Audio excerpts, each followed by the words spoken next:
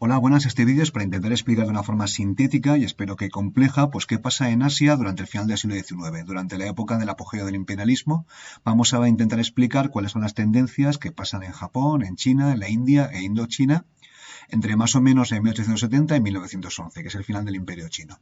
Pues bueno, vamos allá. Vamos a empezar con el país, con la zona que le va bastante bien. Japón, que es el país que triunfa, que se occidentaliza, que se moderniza y que consigue convertirse en una potencia como las demás, en una potencia imperialista. Aquí tenemos la bandera del sol naciente, que es la bandera del Japón en este periodo, y vamos a ver qué pasa. Entonces, Japón, como sabemos, tiene una revolución en 1868, la revolución Meiji, en la cual el shogun es depuesto y se coloca como jefe de Estado, lo colocan los daimios, los nobles, al emperador Mutsuhito. Espero haberlo pronunciado bien. El emperador, que en japonés es Tenno, el hijo del cielo, en una figura así ritual, ceremonial, durante la época Tokugawa, pero ahora se convierte en el jefe de Estado y en la gran referencia japonesa. En un principio, aquí lo tenemos a Mutsuhito, al emperador de joven, vestido con las ropas tradicionales japonesas, y luego progresivamente va tomando un papel más occidentalizador. Aquí lo tenemos vestido con un uniforme militar europeo, ¿no? A final ya de su reinado. Bueno, entonces, ¿por qué Japón tiene éxito? ¿Por qué le va bien? Entonces, primero que es un país relativamente pequeño y más controlable que China, por ejemplo. Hay una mejora importante económica y tecnológica. Se envían estudiantes al extranjero, miles de estudiantes japoneses fueron a Estados Unidos, a Europa, para aprender todo lo que podían y cuando volvían, pues trataron de incorporar las innovaciones que habían visto a su país. Luego después hay un proceso de occidentalización. Esto tiene sus claroscuros porque pierden en parte su cultura, pero la occidentalización, sobre todo en el terreno tecnológico, les fue muy bien.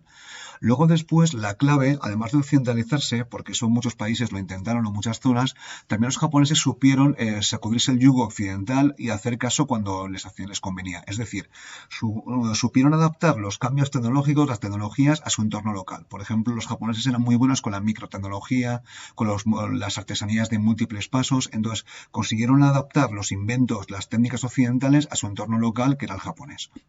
Luego después la mano de obra japonesa pues era muy barata, eran muy numerosos, muy eficientes, muy trabajadoras. El grupo samurái, que pues, abandonan sus espadas y estas cosas, era un grupo relativamente formado, con una capacidad de trabajo increíble, que cambiaron su espada de samurái por su traje de directivo.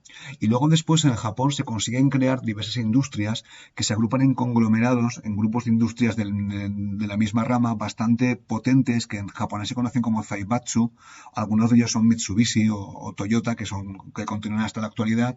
Entonces, estos conglomerados industriales pues se aprovechan para producir bienes y servicios de más o menos de una calidad razonable y luego después, como están mucho más cerca de Asia, venden sus productos a los mercados asiáticos.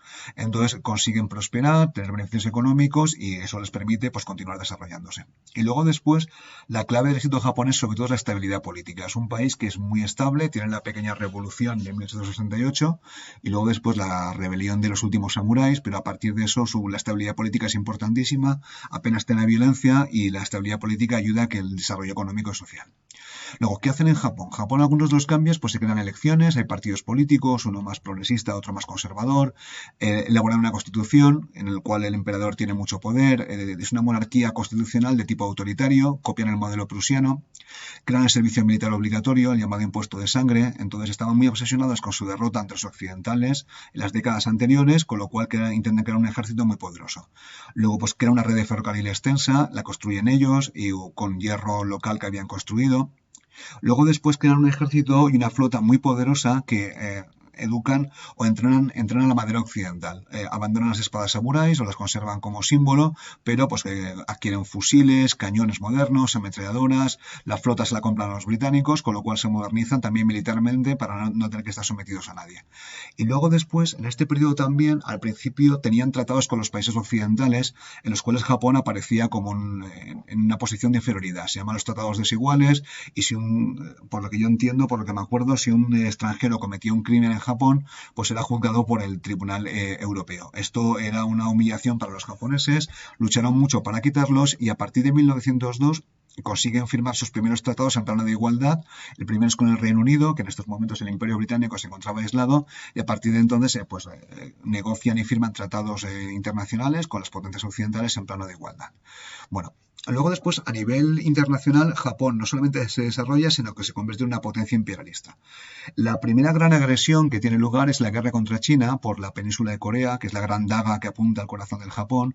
Entonces, Corea es una zona que le interesaba a los japoneses y era parte, un país títere del imperio chino. Entonces, entran en guerra contra China, les derrotan y comienzan a enviar colonos y comienza la ocupación de Corea por los japoneses hasta 1945. En 1900 tiene lugar la expedición contra los Boxers. Hay una rebelión en China, de la cual hablaré más tarde, y Japón participa como el resto de potencias occidentales. Y en el 4 y en el 5, Japón se enfrenta con una gran potencia europea como es Rusia. Todo el mundo pensaba que iba a perder y en esa guerra europea, de forma sorpresiva, aunque no lo es tanto como veremos después, pues Japón le gana a Rusia. Bueno, aquí tenemos una caricatura de la guerra entre China y Japón que tiene lugar en el 94-95. Aquí se puede ver al soldado japonés vestido al occidental que está tomando de la coleta a la caricatura del Manchú chino. Aquí están los rusos en Manchuria, en el Siberia, observando, ¿no? Y aquí están los pobres coreanos pisoteados por los japoneses. En estos momentos Japón ya se había modernizado y es capaz de derrotar a la flota china, a la cual volatiliza. Luego después de la rebelión de los Boxers, que en 1900, que hablaré más tarde, en el 1904-1905, Japón y Rusia entran en guerra. Entonces, esta guerra tiene dos variantes, una en tierra y una en mar. En tierra esta guerra fue espantosa, pero los japoneses consiguieron aguantar al enorme ejército ruso. Fueron batallas muy sangrientas, en las cuales hubo centenares de miles de bajas, y esta guerra debió haber servido de aviso a las potencias europeas que la siguiente guerra iba a ser muy sangrienta. Lamentablemente no sirvió de aviso. En estas batallas terrestres, los japoneses, con muchísimos muertos, consiguieron derrotar a los rusos.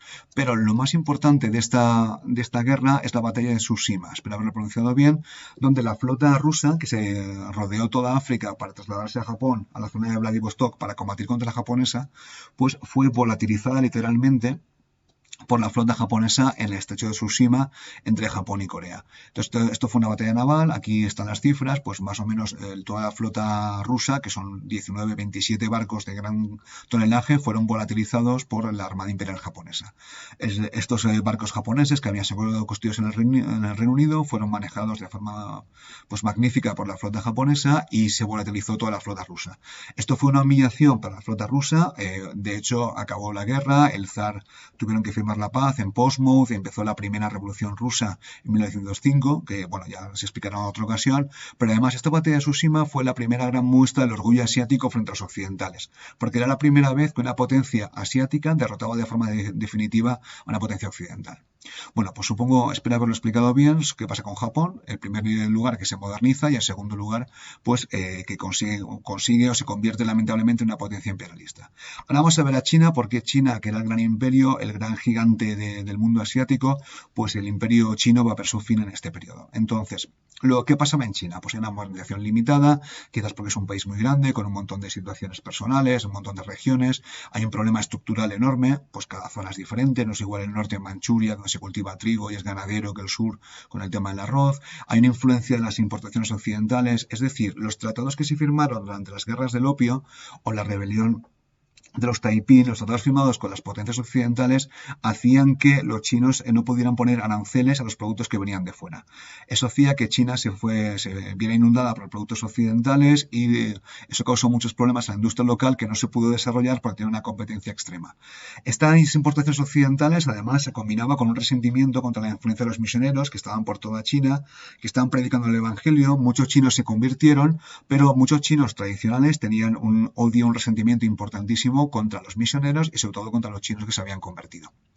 Y luego después está el gobierno autocrático muy grande, todavía desde Beijing, desde la ciudad prohibida. Entonces, en estos momentos, quien manda en China es la emperatriz viuda Cixi, espero haberlo pronunciado bien, la cual era muy conservadora, una autócrata y la cual solamente permitió reformas limitadas. Bueno, aquí tenemos a la emperatriz Cixi, que gobernó hasta principios del siglo XX, un personaje poderosísimo que gobernaba desde la ciudad prohibida. Ella no era la emperatriz, pero básicamente era la emperatriz viuda y gobernaba sobre los emperadores que tenían poca edad. Era el poder real en China y de hecho es la gran la gran política china de finales del siglo XIX. Bueno, entonces, ¿qué pasa en la política china de fin de siglo? Entonces, China invertía en flota, una flota naval carísima, militar, que, como hemos visto, fue destruida por Japón en la guerra que tuvieron contra Corea. Esta inversión en flota, bastante poco productiva, bastante poco útil, además se perdió en esta guerra. Luego las reformas fueron muy limitadas, se construyó un ferrocarril, pero muy poquito, las construyen industrias, pero no tienen demasiado éxito. Y luego después hubo un intento imperial de hacer una reforma, lo que se llama la reforma de las 100 días. Esta reforma la apropió su sobrino, que era el emperador. Entonces la emperatriz viuda Sisi básicamente pues enclaustró a su sobrino, le quitó del poder y volvió al modelo conservador que había antes. No sabemos hasta qué punto estas reformas de los 100 días se hubieran cambiado China, pero fue el intento modernizador más serio que hubo. Este intento modernizador fue frenado por la emperatriz y no llegó a más. Bueno, luego tenemos el tema de 1900, que son los boxers, los boxeadores. Los boxers es una palabra que se la pusieron los británicos y viene de boxeador. Entonces, el nombre técnico, si me hablo de memoria, eran los golpeadores del puño virtuoso. En el mundo chino, las tradiciones aldeas chinas, el orden lo ponían pues milicias locales que llevaban los lanzas y espadas y practicaban artes marciales tradicionales, que en China se conocen como wushu, el arte de la guerra. Estos boxeadores, que eran más o menos una fuerza armada de tipo irregular que había en China, pues es una tradición antigua y perseguían a bandidos.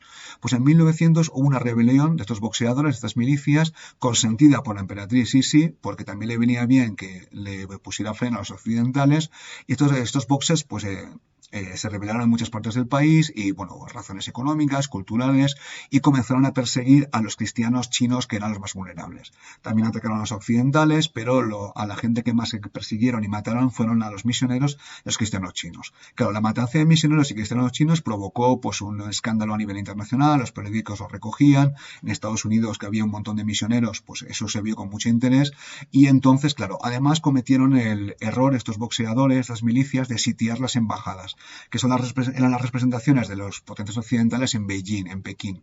Entonces, las embajadas estaban los embajadores, tenían una pequeña guarnición, las sitiaron. Entonces, todas las potencias imperialistas se pusieron de acuerdo, y ahí estoy incluyendo a Japón, es decir, Alemania, Reino Unido, Francia, Japón, Estados Unidos, que enviaron expediciones militares, hicieron un ejército conjunto. Estas potencias imperialistas pues se abrieron paso a sangre y fuego hasta Pekín, hasta Beijing, liberaron a las embajadas y cometieron muchas tropelías durante el camino. Pues a los boxers habían sido unos salvajes, habían matado a muchísima gente, las potencias occidentales también. De hecho, hay un discurso lamentable del Kaiser Guillermo II en 1900, el discurso del Uno, donde le recomendaba a sus soldados que no tuvieran piedad de los chinos para que supieran que es el amo. La diplomacia alemana intentó tapar el discurso, pero ya lo había hecho porque, como sabemos, Guillermo II era una persona muy dada a hacer exabruptos de esta naturaleza. Bueno, entonces, tras la rebelión de los boxers, las potencias occidentales impusieron una política de puertas abiertas a China, es decir, que cualquier ventaja que China diera a una potencia occidental se la tiene que dar a las demás. Entonces, todas las potencias tenían permiso para vender sus productos en China, y bueno, después de la rebelión, gran parte de la población china había perdido la fe en el imperio, en su idea imperial. Esa supremacía china, ese orgullo chino que tenían, Tianxia, todo bajo el cielo, pues perdió el prestigio. Y cada vez aparece un movimiento, bueno, cada vez no, el movimiento republicano, que ya existía con anterioridad, pues toma nuevas fuerzas, y este movimiento republicano chino pues buscaba tumbar el sistema.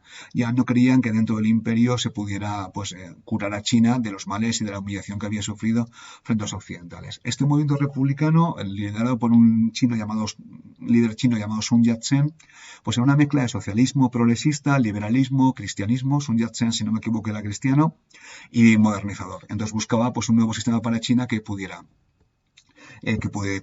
curar a China de sus males. Entonces, en estos momentos, Sisi ya había muerto, ya había un emperador, Puyi, que era un niño muy pequeño, que era un títere y básicamente no tenía ningún poder. Entonces, aquí tenemos a Puyi, al emperador, ¿vale? Que es una imagen entrañable, pues es un niño pequeño, era el emperador, y entonces, bueno, aparece la peli de Bertolucci, El último emperador, que es una película absolutamente espectacular, pero refleja cómo funcionaba la corte china y la decadencia de Beijing, donde básicamente no había ningún proyecto de reforma del país. Entonces, China en 1911 se creará una república y el emperador Puyi pues será expulsado y se creará la República China, que es una historia que contaré en otra ocasión. Bueno, vamos ahora a la India. El Fuerte Rojo en Delhi era la sede del gobierno británico. ¿Qué pasa en la India? La India, como hemos visto en otros vídeos, estaba dentro del control británico, lo que se llama el periodo del Raj británico. En estos momentos la compañía inglesa de las Indias Orientales no existía, quien gobernaba era el Indian Civil Service, el gobierno británico, pero eran muy poquitos, y pues usaban a los Maharajas, barajas en los territorios para gobernar. El líder más importante era el virrey, que era el que recibía órdenes de Londres. El virrey más importante era Lord Curzon. Y bueno, pues en la India también tiene lugar una modernización limitada, bajo mando británico, pero que esa modernización limitada no llegaba a todas las partes del país. Eran demasiada gente, demasiado grande, es un subcontinente. La modernización más importante llevada a cabo por los británicos es la construcción de ferrocarriles que les eran muy útiles para explotar el territorio. Aquí tenemos a Lord Curzon, que se hacía muchas fotos cazando tigres de Bengala, era el gran virrey de la India. Y aquí tenemos un mapa de los ferrocarriles británicos construidos en la India, que todavía hoy se utilizan y que son bastante convenientes. Y los británicos pues, construyen estos ferrocarriles para intentar modernizar el país, pero con poco éxito. La India es un continente demasiado grande y eran demasiada gente. Bueno, aquí tenemos otra construcción británica de la época. Esta es la estación de trenes de Bombay, que está, pues se parece a la St. Pancras en Londres y es Mumbai Central. Hoy en día el nombre es impronunciable. Entonces, esta es la típica reforma modernizadora que hacen los británicos en la India. Y bueno, entonces, a partir de aquí, en la India siguen teniendo procesos sociales y aparecen lo que se llaman identidades híbridas. Es decir, muchas de las personas indias comienzan a aprender inglés, sobre todo las élites, adoptan la cultura británica, toman el té, visten de la manera occidental. Aparecen unas élites indias, una población cada vez más grande que tienen partes británicas y partes indias, que llaman identidades híbridas. El mejor ejemplo es la familia Gandhi y Rabindranath Tagore, que hablaré más adelante. Gandhi es el perfecto ejemplo de cómo se crean identidades que al mismo tiempo británicas e indias. Entonces, dentro de la India, los británicos crean el Congreso Nacional Indio, que es una especie de asamblea fundada por los británicos, que era una especie de congreso-asamblea, que no era un parlamento, en el cual pues este congreso comienzan a pedir pues autonomía, o sea, autogobierno para la India, para las regiones, y luego con el tiempo ese Congreso Nacional Indio, que es fundado por británicos, pero que al final los indios híbridos con cultura británica se van integrando, al final pasan de pedir la autonomía a pedir ciertamente la independencia.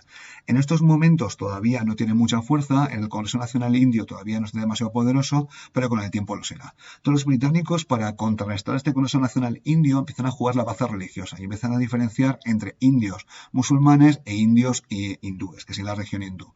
Esto luego después en el futuro tendrá consecuencias desastrosas como una guerra civil que bueno, ya se comentará más adelante. Entonces los británicos juegan la baza identitaria religiosa para debilitar el Congreso Nacional Indio. Aquí tenemos una imagen de Gandhi, abogado, que es la de la casta de los brahmanes. Pues Gandhi, aquí lo tenemos de joven, fue a Londres a estudiar, pues está vestido absolutamente como un caballero británico. Y luego después Gandhi se traslada a Sudáfrica, donde defiende a los ciudadanos indios del Imperio Británico en Sudáfrica contra la discriminación. Entonces, Gandhi en un principio era el mejor ejemplo de estas identidades híbridas que he comentado. Luego después, bueno, cuando vuelve a la India en un momento de su vida, en el periodo de entreguerras, pues se convertirá al modo tradicional, cambiará su ropa británica, pues el traje y chaqueta, por la ropa tradicional de los hindúes y comenzará su activa vida política por la cual será conocido. Aquí tenemos Tagore, que quizás es mucho más conocido que Gandhi en esta época, que es un poeta que recibe el Premio Nobel de Literatura, que es conocidísimo. Entonces, él defendía los valores indios, pero al mismo tiempo también estaba muy integrado en el Imperio Británico.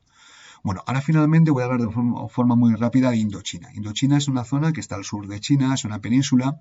Entonces aquí la podemos ver. Entonces es una zona donde había múltiples reinos. Entonces este reino que está aquí, Annam, que luego se conoce como Vietnam, es conquistado por España y Francia y se le acaba quedando Francia.